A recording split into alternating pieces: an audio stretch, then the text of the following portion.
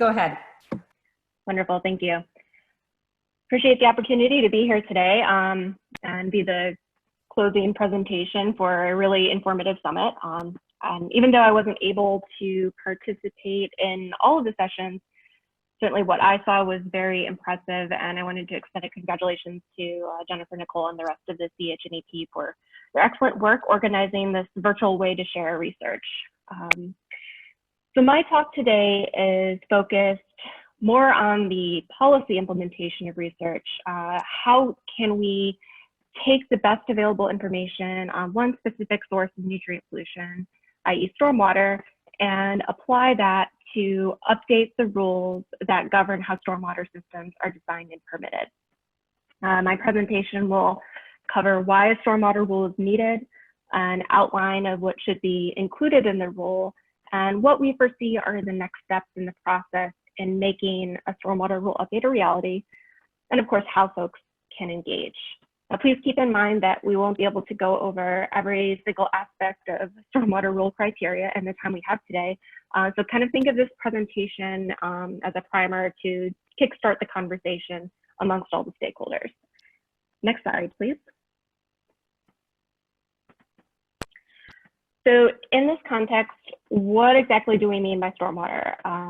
We of course have many different pollution sources, everything from the more readily identifiable point sources like discharges from wastewater treatment plants to the more diffuse and difficult to track non-point sources from urban stormwater, agricultural runoff, and failing septic or sewer infrastructure. But today we are talking about stormwater as it relates very specifically to residential and commercial development and the stormwater systems that are required as part of the environmental resource permitting process, or ERP. Now, depending on the type of project, ERPs are either issued through the water management district in which the project is located, or the Florida Department of Environmental Protection. Large residential development permits, for example, are issued through the water management district, and the details are contained in what's called the applicant's handbook. There's a applicant's rule handbook volume 1 that applies statewide, and then each water management district has a separate applicant's handbook volume 2 that is specific to that district. Next slide, please.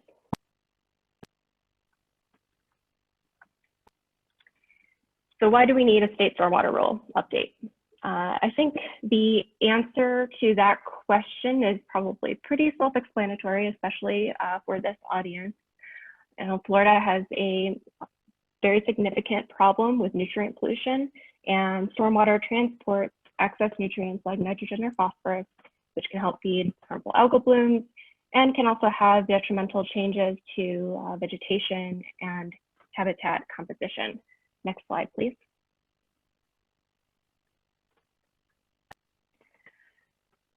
So I'd first like to talk about what the current stormwater standards are supposed to achieve.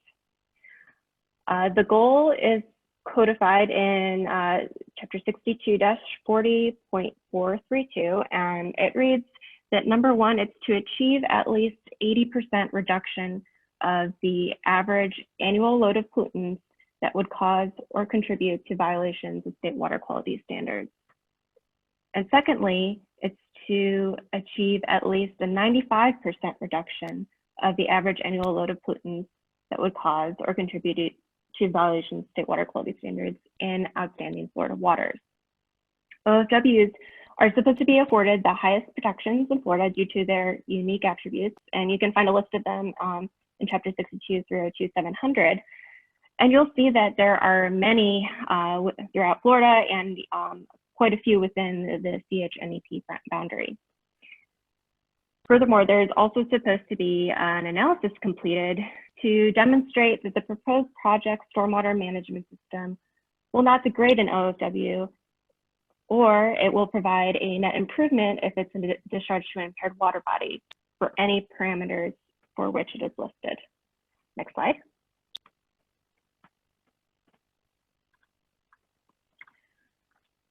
So at a high level, that's what the standards are supposed to achieve.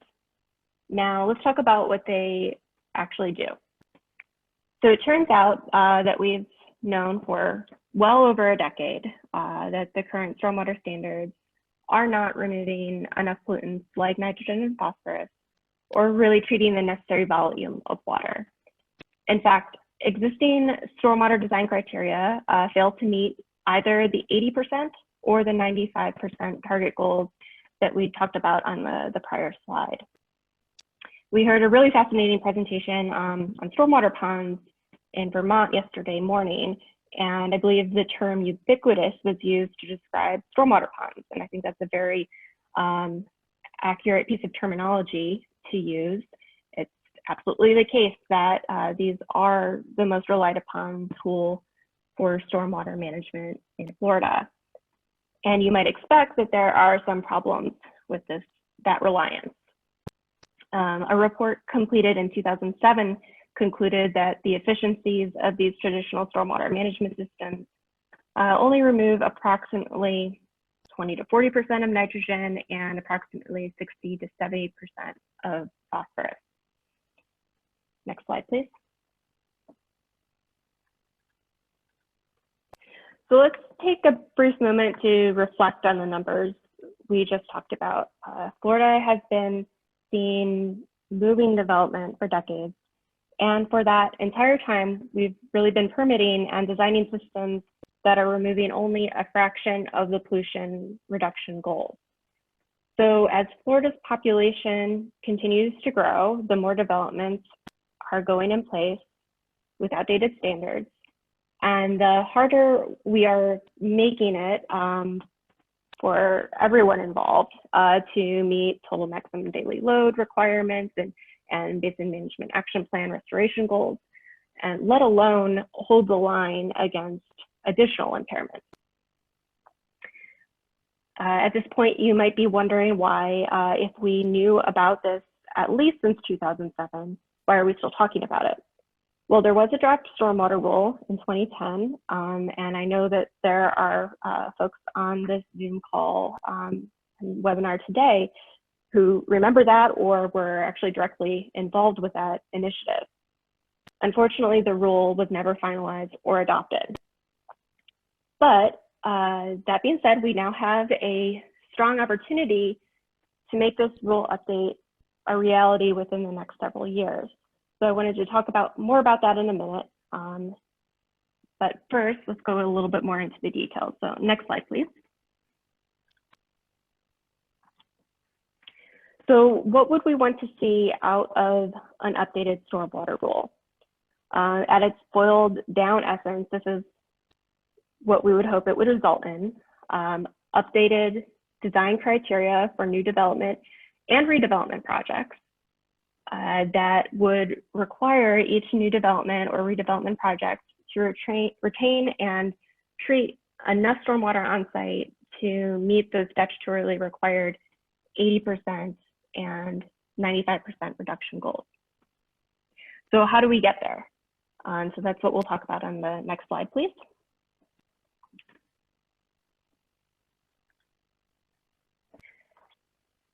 So this is a starter list of what the rule should consider updating.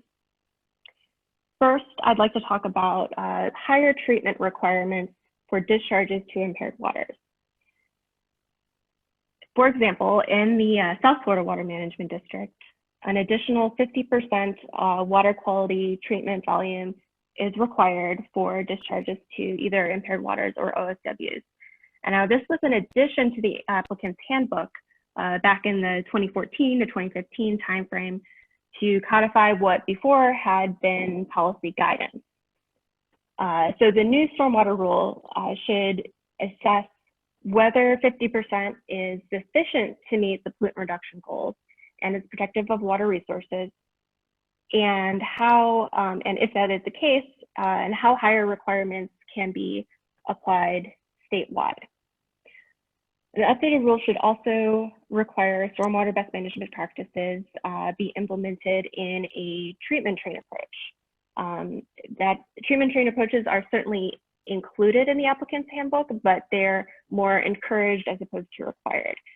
So I'd suggest everyone take a look at Pinellas County as an example, or perhaps Alachua County. They are using the BMP trains model, and that can be used to calculate a series of BMPs to meet a goal. And it allows you to choose an appropriate suite of treatment options that is tailored to the specific site. So these can be structural or non-structural BMPs, and it can also should include low impact development design techniques as well. Littoral plantings to increase nutrient removal, floating treatment islands. Those are all things we've heard about in presentations that can certainly be part of this update and conversation. Also, I did want to note that even though I don't have this on the slide, another thing that should be considered is post-construction monitoring, especially for projects discharging to impaired waters or OFWs. Verifying the stormwater treatment removal efficiencies are being met through a targeted and data-driven approach will help shrink the gap between estimates of pollutant load reduction and actual performance. Next slide, please.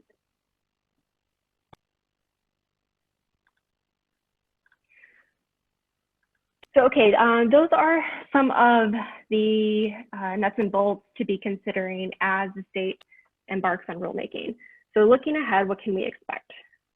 We know that the Blue-Green Algae Task Force included stormwater in their first round of recommendations, and that updating the design criteria and operations was a part of Senate Bill 712 in this past legislative session.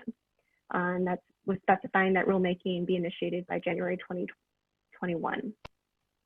The update I can share with you today is that I understand that DEP is planning to host a preliminary kickoff workshop on stormwater, potentially within the next month to 2 months, to begin the process of gathering public input on what a stormwater rule update should look like. Next slide, please. So with that in mind, I just encourage everyone to keep an eye out for public workshop notices on this. This slide is just a very generic description of what rulemaking processes can resemble. But what I really wanted to highlight here is how important it is to be engaged in the discourse and commenting on stormwater rule. There are a lot of considerations that we really just only scratched the surface of today. But together, I think we can avoid a repeat of what happened in 2010 when the draft rule was shelved and never finalized. So everyone participating today has a role to ensure a better outcome this time around, whether you're a scientist with relevant research, work for the agencies or local governments, or a member of the public. All right, you can skip the next slide and go to the second to last. So I was just saying that we can't really talk about engaging with rulemaking without taking a quick moment to acknowledge the new reality we're existing in right now. I think we're all getting very familiar with these types of virtual meeting platforms. And it does present some unique challenges when it comes to ensuring public participation is accommodated appropriately. So most of the public meetings or workshops I've experienced have used Zoom, and I think that is going to be the case for this first preliminary stormwater meeting as well. And I just wanted to give a quick shout out to the South Florida Water Management District, since not only did I borrow a screen cap from one of their meetings, but I've participated in several meetings where they've done a really nice job of engaging public questions and comments. So I'd encourage everyone to participate to the fullest extent they are able to in these upcoming workshops. Final slide. So the Conservancy will be sending out updates on stormwater as we move forward in this process, and you can certainly sign up for alerts on our website. And I just wanted to say I appreciate the opportunity to be here today. Looking forward to working with many of you on this effort in the upcoming months. And looks like it's about time to move into the questions. Thank you. Great, thank you, Marissa. And we already have a lot of questions for you, so feel free to dive right in the next 5 minutes or so. All right.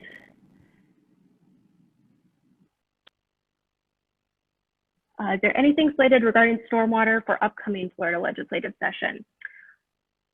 That is a good question. I do not know if anything additional will be done, but my guess is it's probably going to all be in the rulemaking side of things over the next several months. Let's see.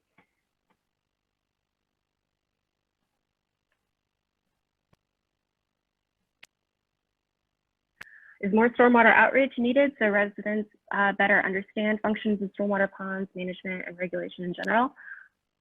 Yeah, I think that would definitely be helpful. It's not, it's a fairly complex set of rules, and making sure that folks understand the importance of the stormwater regulations and their role in water quality improvement can definitely be improved.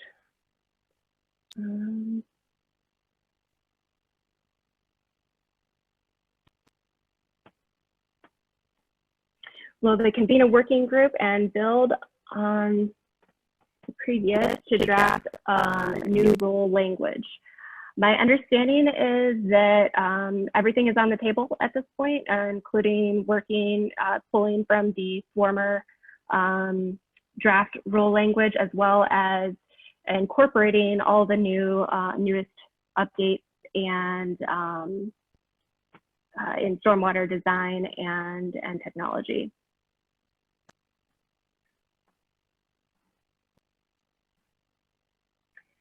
There's a question about, will you explain the relationship between using reused water, which can have high nutrients for lawn watering, with adequate stormwater management? How much of our nutrients are coming from used water, irrigation near canals? So I think that one definitely has an intersect in terms of ensuring that we're getting better monitoring of nutrients in reclaimed water, so that can be considered in the stormwater design criteria that are implemented for any given project. If we, kind of like how Dana was talking about in the prior presentation, if we have a good understanding of how much is being utilized or in a specific area for reclaimed water and the nutrient concentrations, then that could be implemented into the BMP train approach and how the stormwater system is designed. Which counties did you mention in passing regarding BMPs we should look at? That was Pinellas County and Alachua County. How can we get on the contact list for the stormwater rulemaking? I would sign up on DEP's website for their rulemaking alert. And I would have to check exactly which, since they haven't actually submitted a notice yet, I don't think it's up there currently, but their general distribution list would let folks know about a public workshop. How will the new rules be implemented? So that will be through DEP holding the statewide rulemaking process, but it will have to also be in concert with the water management districts, as they have their own specific applicants handbook and ERP processes within their jurisdictions.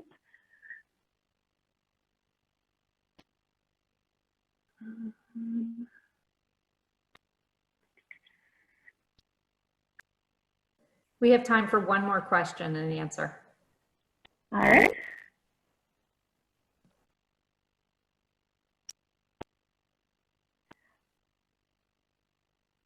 I do not know the answer to the question on the increased funding,